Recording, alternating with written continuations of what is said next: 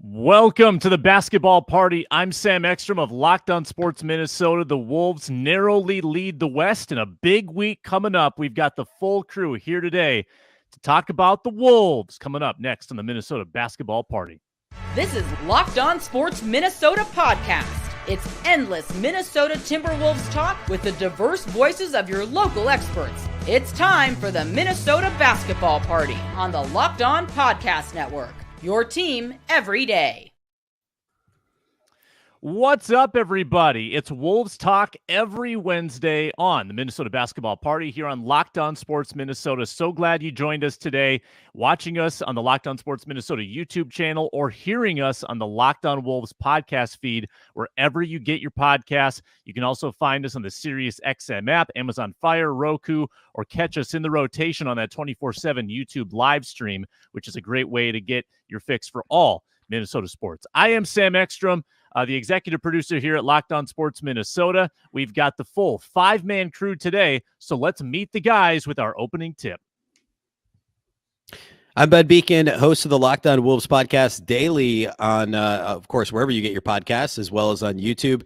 And today we're going to talk about Coach of the Year odds, and I want to share why I think Chris Finch has every bit the case as Mark Daigneault of the OKC Thunder, who he currently trails in terms of Coach of the Year odds. I think Chris Finch has a solid case to be Coach of the Year this year.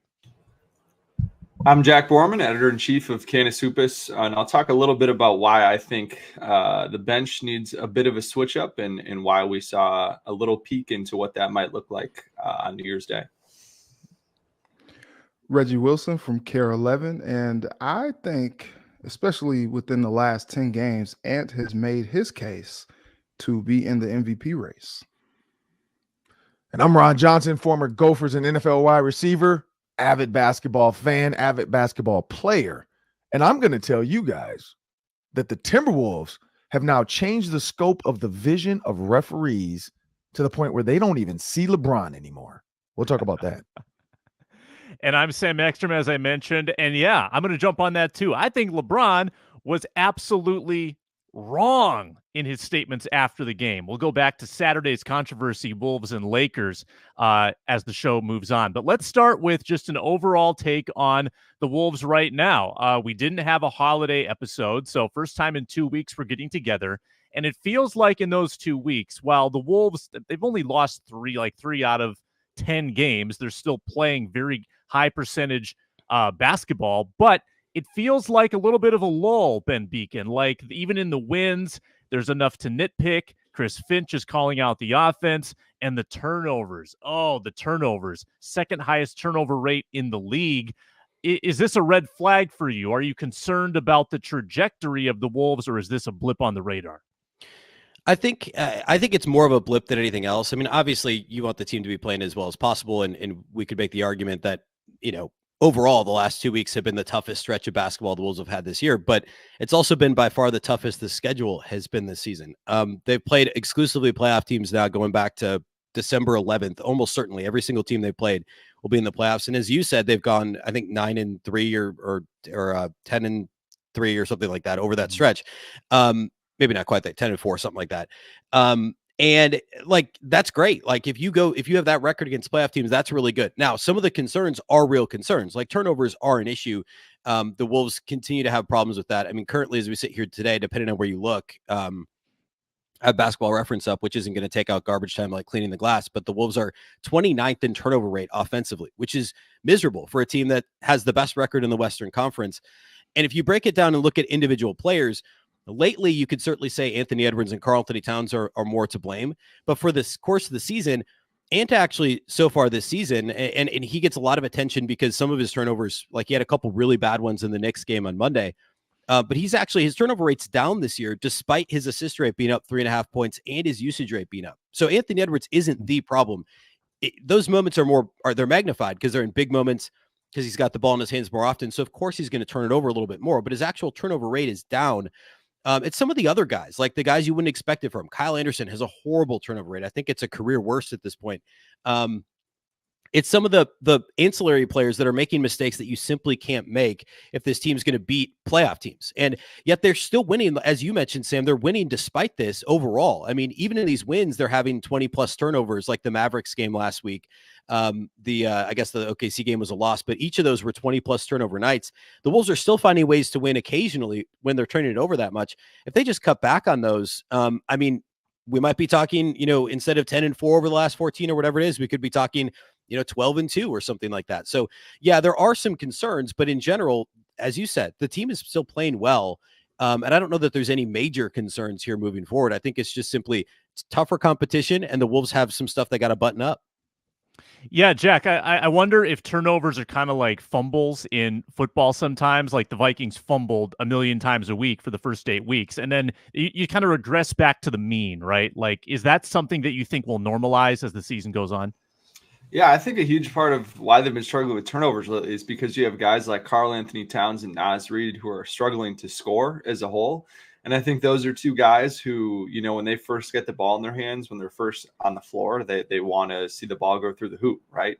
And when they're not able to see the ball go through the hoop right away, they're two guys who tend to press a little bit. And that's what we've been seeing. Both those guys have an assist to turnover ratio below 1 in the last 10 games. And it's no surprise either that in the last 10 games, both those guys have scoring averages well below what their season average is. And I think that, I think it's a totally fair comparison. And, I think the biggest thing for me is that, the Wolves just have to do a good job of valuing the simple things offensively. Like we saw in that Lakers game, old friend Jared Vanderbilt did an awesome job pressuring the inbounds passes in that game. Rudy Gobert had a turnover on an inbounds pass and then had a turnover on a really simple, outlet pass. And there are turnovers like that I think you see 2 or 3 times a game that you just don't see from other NBA teams generally on a night-to-night basis. And I think if they can just clean up some of that stuff, you'll see that turnover rate really come down. You'll see some of the pick sixes, if you will, come down where that, live ball turnover gets taken the other way for points the other way. And, and maybe the turnover rate is still somewhat high, but you can break it down into some of the different types of turnovers, whether it's a live ball turnover, a bad pass turnover, which is, 2 types of turnovers that Chris Finch has been really harping on the last couple of weeks, come down, because that's where, other teams are really scoring off of turnovers. Whereas the Wolves, are generating a good amount of turnovers relative to how much they're turning it over. They're just not able to convert them into points because they're coming in more, dead ball situations or in situations where it's harder for them to, just take it down the floor and score. So, I think that's the biggest way they're beating themselves for sure and making it tougher on their top ranked defense. Yeah, feels like just observationally, you got Ant, who's 8th in the league in turnovers per game. Cat is 16th. It feels like both of those players have a tendency to put the ball on the floor in high traffic areas, and bad things are just going to happen when you're trying to get to the rim that way. Reggie, your thoughts on this? Honestly, I think these are kind of like the ebbs and flows of an NBA season. I think, there are times where the Wolves look absolutely unstoppable, and then there are other times where, this current stretch where they're just turning it over at a crazy clip. And, I think they'll work their way out of this because, I think Finch usually does a good job of targeting things to work on with the team and coaching them out of different things that they're dealing with. And so I don't know. I guess I'm not really too concerned about them. I remember, going back to some of the height of those Golden State Warriors teams that were winning NBA championships. Dude, at times they are really careless with the basketball. I mean, that's continued to be a thing. Even now, I was watching a little bit of that game last night against the Magic that they pulled out, and just goofy turnovers at inopportune times. And we've seen it from Steph, from Draymond, from Clay, from Looney. Like, who, name your guy. They've been turning it over at a high clip for a while, but they've still been a good basketball team. And so I don't necessarily worry about it. And I think one thing that really kind of has me encouraged if I'm a Wolves fan, they were down 22 to the Knicks. And, maybe last year, maybe years past, you're like, well, there we go. There it is. Man, they had a chance to try to win that thing coming down the stretch. That they had a pretty furious comeback there. And I'm like, wow, like this Wolves team is actually pretty good. Because even when they seem like they might be out of it, even when it seems like it might be a night where it's like, oh well, maybe next game, they still find a way to make it interesting toward the end. And I was like, man, if not for a couple clutch shots, from OG and Randall down the stretch, like the Wolves had a chance to try to tie and win that game. So I'm not really too concerned about the Wolves team just because like it just seems like this Wolves team is different from years past and they could fix some of the mistakes that they're making. Yeah, Wolves definitely ran into a Knicks team that had that new player adrenaline in front of their home crowd. A lot of times that'll lead to big performances, and that's what New York did. I think Ron is speaking to some high-level sources right now, so we're going to get back to him, and we're going to move on to Chris Finch and his Coach of the Year possibilities. That's coming up next on the Minnesota Basketball Party. Today's show is brought to you by FanDuel Sportsbook. Yep, it's the new year. The NFL regular season is wrapping up. NBA is getting in full swing. And now's the time to get in the action with FanDuel, America's #1 sportsbook. New customers get $150 in bonus bets guaranteed when you place a $5 bet. That's $150 in bonus bets, win or lose. And when you've got that $150, you can check out the new Parlay Hub where you can build your parlay within FanDuel, live same game parlays as well. I love stringing those together. I went to Vermont recently for a hockey trip, and I hit sweet bowl game parlay. It was a lot of fun on FanDuel. Visit FanDuel.com/lockedon. Make your first bet a layup. FanDuel, it's an official partner of the NFL. Bet the NBA as well at FanDuel.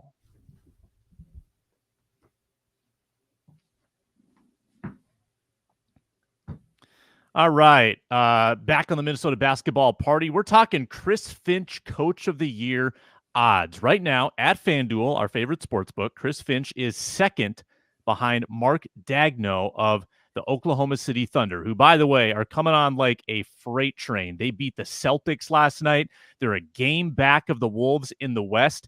It almost looks like OKC might be their biggest challenger. I know Jack Borman's been a skeptic. We'll get his thoughts on OKC as well. But let's start with you, Ron.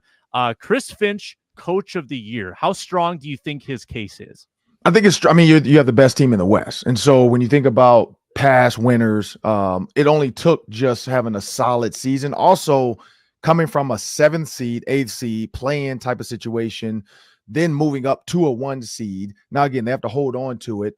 I think he is. And not only for that reason, but, you know, the whole Rudy Gobert thing, everybody, including myself, last year we were killing it on Locked On Sports. We were, this is a terrible trade. Like, this is not working. I don't know where they did it. And Chris Finch found a way to get those guys to play together. So whether it was, hey, Anthony Edwards is the guy, so the two of you, I don't care what you think, who's the better big, just play with Anthony Edwards. If it's, hey, one of you guys is going to be the star every night, think about LeBron, Bosh, and Dwayne Wade. They did the same thing. Every night there was a different guy. Bosh would take over. LeBron would take over. D-Wade would take over. And so you're seeing that from the Timberwolves. Some nights it was just LeBron and D-Wade. Some nights it was just Bosh and LeBron. And I think Chris Finch is finding ways to get those stars to align. And then, of course, the Naz Reid intro, you know, whenever he comes in, it feels like he's instant energy and he's doing a good job. So with all those egos, and you still have Mike Conley, who can give you 15 to 20 a night if you let him, he's doing a good job getting that together. So I just think the turnaround, going from a 7 to a 1, yes, OKC as well, you know, but they added Chet Holmgren. I think that was the big difference of them last year, and this year you didn't play. Other than that, Chris Finch has the same team, and he's completely turned them around. Yeah, and Ben, you said in your cold open that you think Finch has a stronger case than Daigneault. Let's hear it. Yeah, I mean, Ron alluded to it. I mean, the Timberwolves are the exact same rotation at this point. I mean, like Shake Milton's out of the rotation, Troy Brown's in and out. So like, you take the top 8, it's the same team. And this team won 42 games last year. They're pacing to win in the upper 50s this year, if not more. And the Thunder, people forget. I'm not saying Wolves fans, but in general, it's easy to forget. Thunder were a 40-win team last year. Like, they were a play-in team as well. And they added Chet Holmgren, as Ron said. It's largely the same team in OKC too. But you could argue Chet Holmgren's their second best player. And then the second piece of it is, and he didn't play at all last year. So if you add all of a sudden, a second best player on a roster, of course your team's going to get better, whether or not he's a rookie. Like, if he's a good rookie, that doesn't matter. The second piece of it is they have a top 7 player in SGA that also was on the team last year. The Timberwolves don't have a top 10 player. Really, no matter how you slice or dice it, I don't think anyone would argue that they do. They might have 3 guys that are between 12 and 25 league wide. I think you could certainly argue that, and that matters too. But the Thunder team is plus Chet Holmgren, and they were already good with the top 7 player in SGA. The Timberwolves have made a very similar improvement, actually a slightly bigger improvement in terms of win total with the exact same roster. And it's the job that Chris Finch has done to continually mold this team. I know injuries last year, obviously, I can't play both sides. That injuries were a big reason why they weren't as good last year. But when, they had their full complement of players, they still weren't as good, obviously, as they have been so far this year either. So I think it's, and going along with being the number 1 seed in the West, if you finish as the number 1 seed and you were the 8 last year, then you're going to win Coach of the Year. And I, obviously Dagno's a solid candidate as well. But if I would have it as Finch, in my mind, should be the favorite just based on all that. Yeah, I mean, I get that argument because it's arguably easier for Dagno to take a bunch of young players that are already improving organically, right? Like, they're just getting older and more mature in the league, and that's going to happen naturally, versus Finch trying to teach old dogs new tricks in a way. Like, he's got a lot of veterans on that team that he has to kind of get to do different things, especially those bigs. Let's get Jack Borman's thoughts. Yeah, I think another part of this, I mean, Ron would obviously be able to speak to this, is I personally think that the most difficult part of being an NBA coach is managing all the personalities, and that it is extremely difficult to get all 15 guys in that locker room rowing in the same direction, and on board, on the same page, all believing in what you're talking about, buying into, what the team is trying to do, regardless of how many minutes you're playing, what your role is. And like, all these guys have been paid already.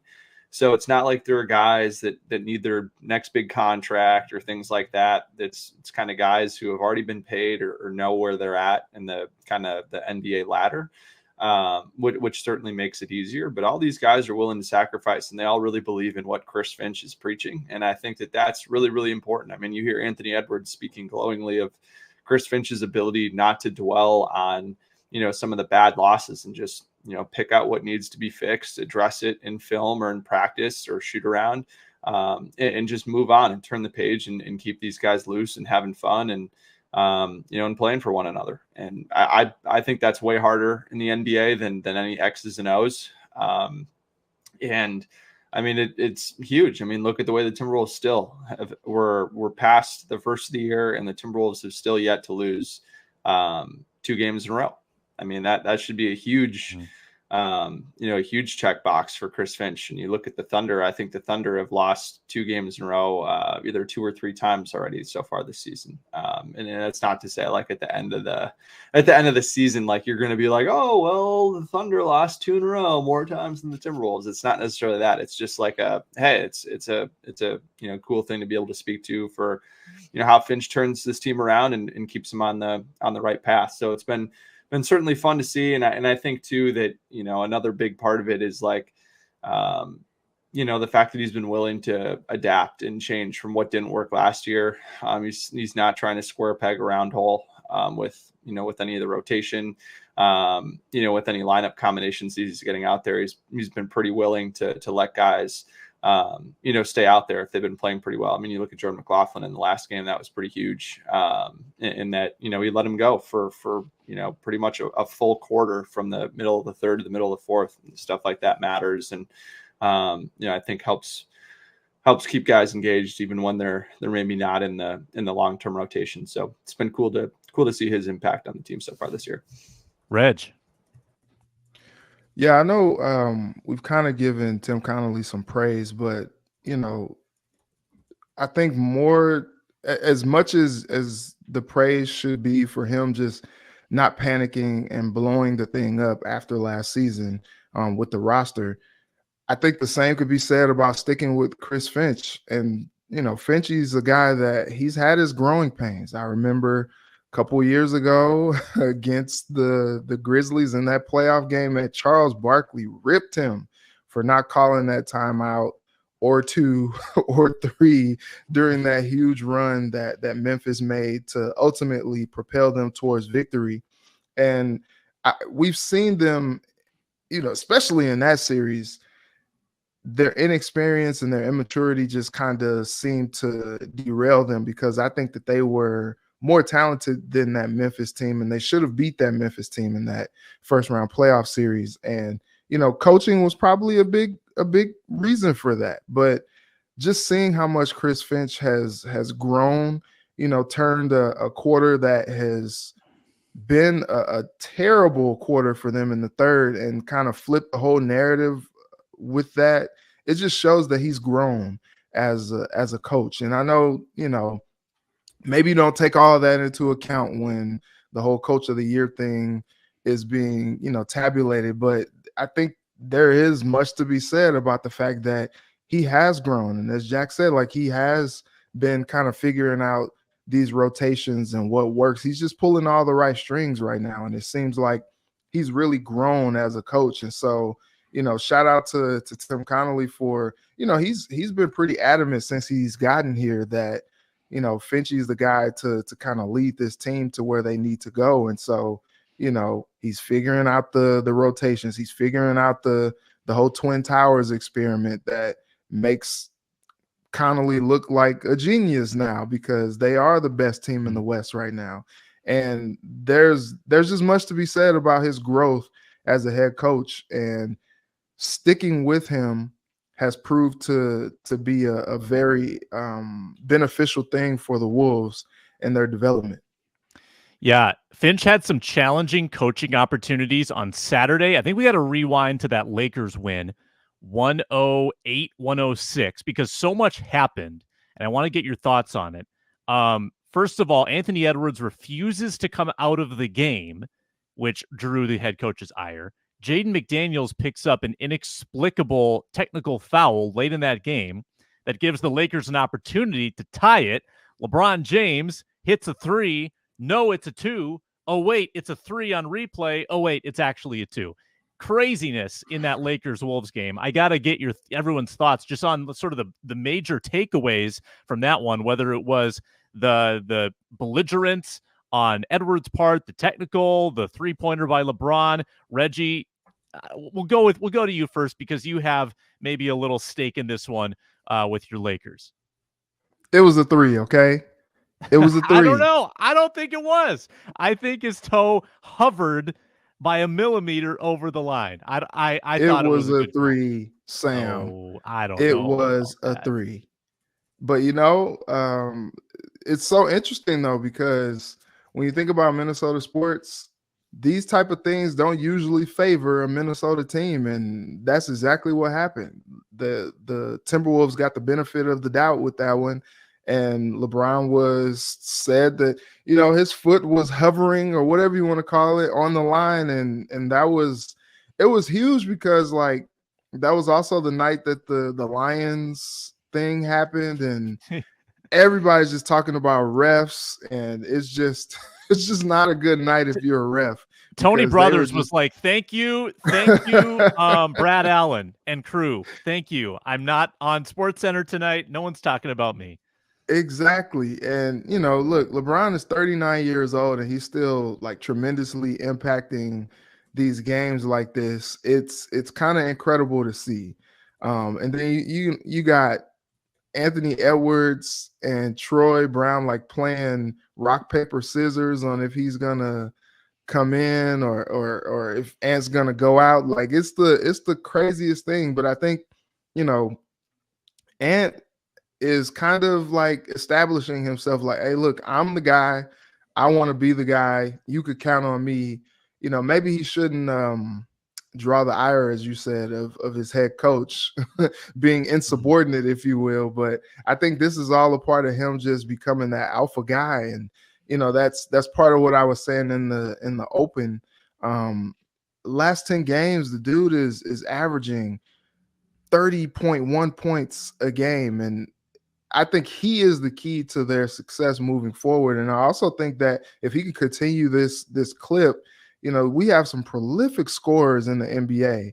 And I think Ron said this in a show before, like if Ant wants to kind of be taken seriously, he kind of has to propel himself higher than, averaging 25, 26 points a game when you got guys like Embiid and Jokic and, guys like Dame Lillard, Giannis averaging 30, 35 plus points a game. And I think if he could continue to elevate his play like that, I think that's going to be a huge thing, not just for the Timberwolves, but for his own personal growth and development and being a part of that MVP race, as the Timberwolves are good and is good. And that kind of helps his case. Ron, I know you got some LeBron thoughts, man. Yeah. So LeBron gets every call. He always gets every call. So there was a point, because I saw this pop up on Instagram. He traveled. Clearly, he ran over, I think, Nas Reed, and he traveled, or he ran over somebody. And Nas Reed actually commented on Instagram and was like, yeah, see, I guess when you're that big of a star, they just let you do whatever you want. So fast forward to the end when his foot behind the line, probably, referees didn't even see it. So like there was a shift where the refs started realizing, like, you know what? We can't just keep giving LeBron these championships. We can't just keep helping him out. We gave him a bubble championship. We allowed him to join the big three when we wouldn't let Ray Allen, or I think it was Ray Allen that tried to be with Kobe, or maybe I can't remember who tried to be with Kobe. Or was it Chris Paul? Chris Paul. NBA blocked it. Right. And so, but they didn't block LeBron and Dwayne Wade and Chris Bosh. And so I think the NBA now, the Timberwolves' success, the big media still hasn't caught on. When you check out all the big media shows from all the different, letters and organizations, NBC Sports. I mean, even, all the NBC Peacock shows, Dan Patrick, nobody's talking about the Timberwolves. Everybody wants to talk about LeBron, and LeBron's foot wasn't on the line and he's mad. And everybody, LeBron is going, he wants to play with Bronny.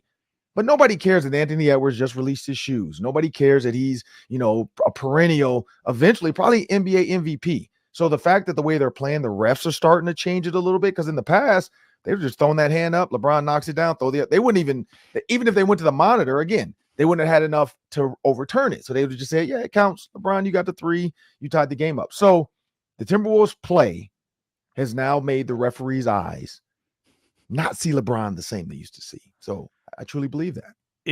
It was one of the gutsiest on-court officiating calls I've ever seen, because that ref is running behind LeBron. Like, there's almost no chance he could have clearly seen his foot. Right. So you'd think you would default to calling it a 3, but nope, 2 fingers.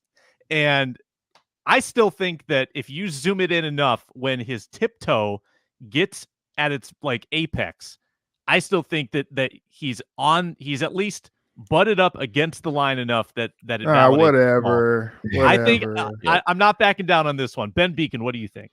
No, I agree with you 100%. It was classic. Like, clearly his toe starts behind the line, but when it tips forward, it hits the line. The problem is nobody ever pieced together when the ball leaves his hand. So as long as the ball is still touching his hand when his toe tips forward, as it does when you shoot a jumper, right? Like, you come up on your tiptoe, and it was so close to the line that when he does, it clearly touches the line. It's just a question of whether or not the ball was still in his hands when it does touch the line. And we never saw that angle. So they had to stick with, on the field. It's just like football. They had to go with what they called on the court, or whatever, on the court. Yeah. So yeah, I mean, it touched the line. It's just, it's one of those where he could have called it a 3 and the Wolves could have it would have been the exact same thing. Both teams could see it either way. But I do think the ref got it right. It was a really gutsy call based on where he was on the floor. Mm-hmm. But yeah, I think he was on the line. Yeah. Jack. Yeah. Just shout out to Danica Mosher on one of the greatest guesses we've seen from an NBA ref in a while. She absolutely did not see that. Like, she's just like, I have two. Like, it was just totally like a panic thing. Like, I had a perfect the basket was directly in between me and LeBron from where he shot that. And so you just knew it was good the second he left his hands, and everyone on media row was like, oh, was it a 2? Was it a 3? Like, we all just knew it was going in, but we had no idea where his feet were, which was pretty funny. And I had to give a quick shout out to my guy, Jake Scraffs, for taking a picture of the basketball before it went in the hoop.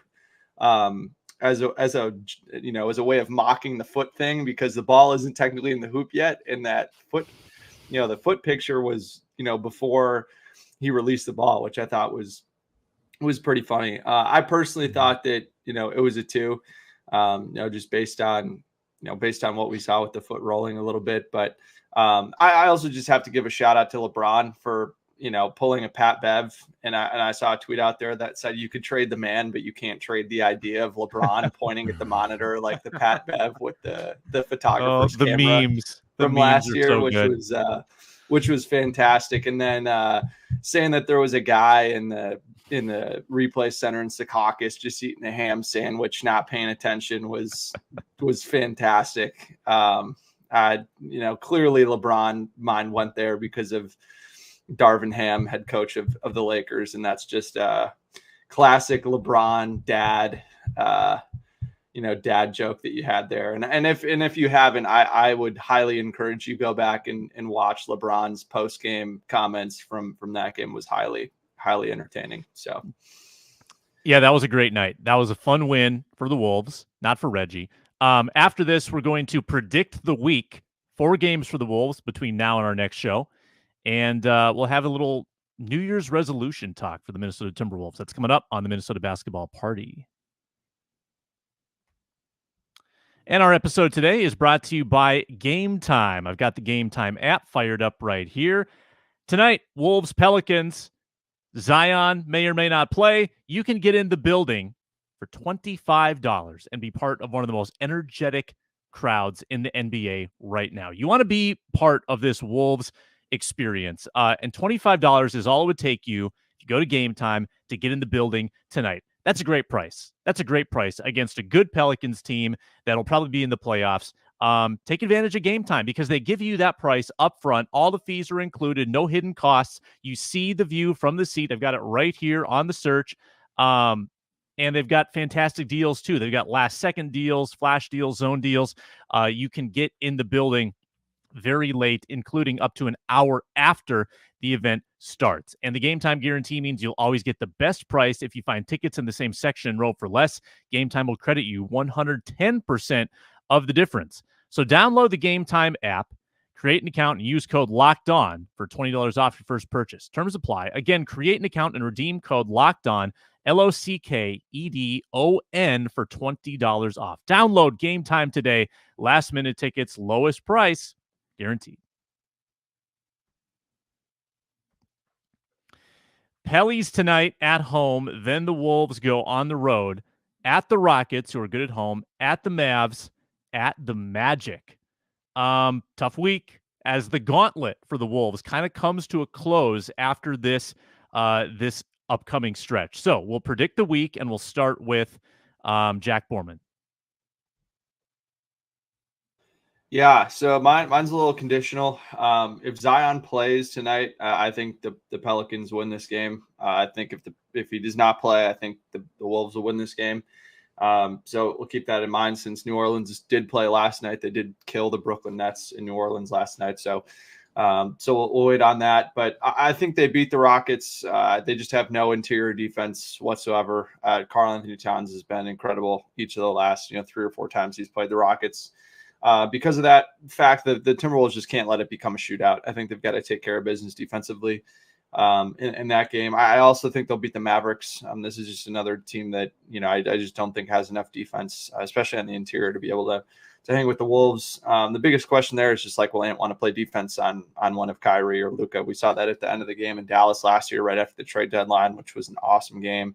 And then I think they lose to the Magic. The Magic just do a couple of things really, really well that the Wolves struggle with. They are number 2 in points off turnovers, and they're 4th in second chance points so far this season. So I've got the Timberwolves going 2-2 if Zion plays, and 3-1 if Zion does not play tonight. Feels like they played the Pelicans a million times already. This must be the final game against New Orleans this year. Very front loaded. Reggie. Yeah, I think they can beat the Pelicans tonight. I'm gonna go with or without Zion, Jack. How about that? Yeah, I think they can beat the Pelicans. The Rockets, yeah, I give them that win as well. I just don't think they have enough. I think they can beat the Mavs as well. I'm gonna go 3-1. I watched a lot of that Warriors Magic game last night, and the Magic are still a young team trying to figure it out. They probably had no business losing that game to a Warriors team that's just not the same team. Clay wasn't, on his heater that he's been on in the past month or so, and so they just have a lot of guys across the board. I like Banchero. He can shoot it. We know what we're gonna see from Suggs and Wagner and Cole-Anthony. Like, they got some dudes over there, and so I think that might be a tough matchup for the Wolves, and I can see them, kind of falling in that one. So I'll give them 3-1. I was today years old when I found out the Magic were coached by someone named Jamal Mosley, who is third in the Coach of the Year odds behind Chris Finch. Pretty good, man. Pretty good. Fun fact for you. Yeah, Ron Johnson. I was debating on just saying they're going to win it all. But just because, you look at some of the recent losses, like to the Knicks, you get tired. Like, let's be real. When you play this much basketball, there are going to be nights where you're just tired. I'm going to say 3-1 as well. I agree. I think the same as Reggie. They're going to win. I think they can win those first three and beat the Magic, or they're going to lose to the Mavs and then beat the Magic. But I think the other two, the first two, Pelicans, with or without Mr. Cheeseburger himself, like how do you lose your contract because you can't stop working or you can't stop eating and you won't work out? Like, that baffles me. But I think they can beat the Pelicans. I know they can beat the Rockets. The Thompson brother or whatever, he's legit, but they just don't. I don't think they know what they want to do with that team. And then you look at the Mavs again, Kyrie and Luka. Who are you going to get that night? So, but I think they kind of own them. But if somehow, some way they find a way they can beat them, I think they turn around and beat the Magic. But the Magic are a solid team. Jalen Suggs as well. Again, a chance. Anytime like guys get to play their hometown team, they put a little extra pep in their step. So I would think that would be that one game. Also for Cole-Anthony, Drake might show up because we know Cole-Anthony was dating Drake's mom. So whenever Drake shows up, all hell breaks loose. And so that could be a Timberwolves downfall because it's just a whole like plethora of people. But yeah, I'm gonna go 3-1. A lot of bullish people here on the Wolves. I'm going to be the level head. I'm going to go 2-2. I just think they're going to have. I think the road performances have been a little bit concerning the past few. I think if they get the Pelicans tonight, though, that'd go a long way. Ben, what do you think? I have actually the exact same, almost identical to what Jack said. I had them at 3-1. I think they only lose one, and it's either if Zion plays tonight, they'll lose to the Pelicans. If he doesn't play, they'll win. I do think they're going to lose to Orlando, though, for basically the same reasons Jack said. Orlando's a great rebounding team, both ends of the floor, and they also get to the line a lot, and the Wolves have been fouling a lot more lately, even though overall this year that's been, at least trending in the right direction compared to the last couple of seasons, defending without fouling for the Wolves. So I worry about the Orlando matchup. Also, it just feels like they always struggle in Orlando. I don't have that number in front of me, but like historically as a team, it's never really made sense to me. But even when Orlando wasn't good and the Wolves were, should have won games there, they weren't. Plus, it's the front end of a back-to-back. Second night of that back-to-back's in Boston, so there's always the chance if they get down, they just kind of pack it in a little bit and save some minutes for the game in Boston the following night. So, yeah, I'm going to go 3-1 optimistically. But if Zion plays, it could certainly be 2-2. I just checked my notes. They have never won a game in Orlando. Actually, I only remember one, and it was I think a Garnett buzzer beater on a putback in like 2002 or something like that. Like, I don't know when the last time they won in Orlando was, honestly. It was probably last year, actually, now that I say that. But isn't don't they have a crazy long losing streak in Boston as well coming up after that? I think so. Yeah. It's ugly. Yeah. And Boston has not lost at home at all. Because it's the new year, January 3rd, let's do some belated New Year's resolutions for the Minnesota Timberwolves. You can keep them fun and light if you want, or you can be X's and O's. You can do whatever you want. Let's go to Ben Beacon. Yeah, I'm going to say, this has been a really rough stretch in the schedule, just in terms of how tough it's been. They need to do what they were doing back in October and November and beat bad teams. They've got a lot of what should be easy games upcoming on the schedule after this crazy gauntlet ends. I mean, they've got just in the month of January, Portland, who we haven't seen yet. The Wolves have Detroit, who we haven't seen yet.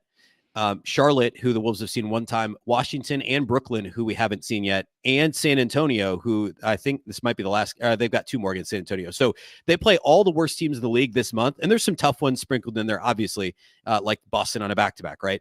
But if they can continue beating the teams they should beat and go like 5-1 against those bottom feeders, or obviously ideally 6-0 or whatever, this team's going to solidify potentially that number 1 seed by the All-Star break. I mean, maybe not 100% solidified, but feel really, really good about holding on to it if they just beat the teams they're supposed to beat, just like they had done, back earlier this season. I have to imagine the collective winning percentage of their remaining opponents once they get out of this gauntlet. They got to have one of the easier finishing schedules in the league for the second half. Jack Borman, New Year's resolution. Play Jordan McLaughlin more is what I have. I mean, he changed the complexion of the Knicks game completely. They were down 21 when he entered. He helped get the Wolves back within 4, a little more than 10 minutes later. And over the last 10 games, the second unit has really struggled with pace, and that's something Jordan McLaughlin really helps bring up. They're 26th in scoring as a bench. And one thing that McLaughlin does really well is help generate 3-point looks. That's one thing the bench has done really well. They're shooting almost 44% from 3 over the last 10. So they could, pair him with maybe Naz Reid and Troy Brown Jr. to kind of, create some more corner 3-point opportunities. I think that would be huge. Try to get them out in transition a little bit more, help bring up those free throws per game. Timberwolves bench has only taken 3.1 free throws per game in the last 10. That's 28th in the league. And then also just kind of help him take some of the playmaking burden off of Kyle Anderson. I think that they're just kind of asking Slow-Mo to do a little bit too much right now, as the point guard of the second unit, kind of be able to let him create out of the corner or run some empty pick and roll on the second side. And also allow Nickeil Alexander-Walker to spot up a little bit more so he doesn't have to play point guard, and we can kind of play off the catch a little bit more, maybe knock down an open 3 or 2, utilize that part of his game a little bit more. I just think that, there's something that's just not working with this bench offense right now. And I think that, Finch did a great job of pressing a different button and going to Jordan McLaughlin in that next game. And, again, just kind of shows that he's willing to play around with things to try to, search for a spark for the team. And, I think that we've seen trade talks kind of pick up among fans a lot more in the last 2 weeks, obviously with that December 15th date passing of when a lot of players in the league become trade eligible, leading up to the trade deadline, which is a little bit more than a month away. So that whole, how the bench offense plays, I think will go a long way in determining potentially what the Timberwolves try to do at the deadline. And it'll be fun to see what Tim Connolly tries to, conjure up at the trade deadline to help improve this team down the stretch. Reggie Wilson. Mine is simple. Just get out of the first round of the playoffs. One, selfishly, I would just love to cover a Western Conference Finals run, if you will, a possible NBA Finals run. That'd be fun, right? Right? We can all dream, right? But I think that would be my New Year's resolution. Get out of the first round and have some fun with it. Yeah, don't screw it up in the first round and lose to the 8th seed. That would suck. Ron. Mine is along that line. But when you get to the playoffs, don't overdo it. Don't try to be who you aren't. Don't try to, because the world's watching now. Don't go outside your skin. And I don't know if this is going to happen, but it might. If you lose the number 1 seed, don't panic. Like Minnesota fans always find ways to put pressure on the team and the media, and don't panic. Just be we're happy we're 1. Let's be happy. If we're 2, let's be happy. Because if I were to tell people at the beginning of the year, hey, you'll be the 2 seed, people would be jumping off their pools and they'd be jumping off their beds. They'd be super excited. But now being 1 for so long, if they were to enter the playoffs at number 2, everybody would see it's rigged. They want us to play, and then the play-in could be the Warriors or the Lakers, and they just want us to play the Lakers or the Warriors, and we're diseased, and we're this team is up. Just relax. So my New Year's resolution is whatever happens, 1 or 2 seed, just relax. And then for the team, when you get to the playoffs, don't do too much. Just play your game. Those are some good resolutions, fellas. On the Roundtable show, we did this segment, and I yelled at Anthony Edwards for taking way too many heat check step back threes. I want him to stop it. That was mine, and I'll stick with it. Just drive to the rim. They never go in, ever. You're 0 for 100. That's our Minnesota basketball party today. Find Ben Beacon at Locked On Wolves. Find Jack Borman's work at Canis Hoopus. Find Reggie Wilson on Care 11 and Ron Johnson on the Ron Johnson Show and other media entities here in the Twin Cities. I'm Sam Ekstrom, managing the show here at Locked On Sports Minnesota. We've got the Minnesota football party coming up tomorrow and the Friday Roundtable on Friday. That's all coming up here, and you can catch the Locked On Wolves postcasts after every single game with Jack Borman and Luke Inman. Thanks so much for watching and listening today on the Minnesota Basketball Party.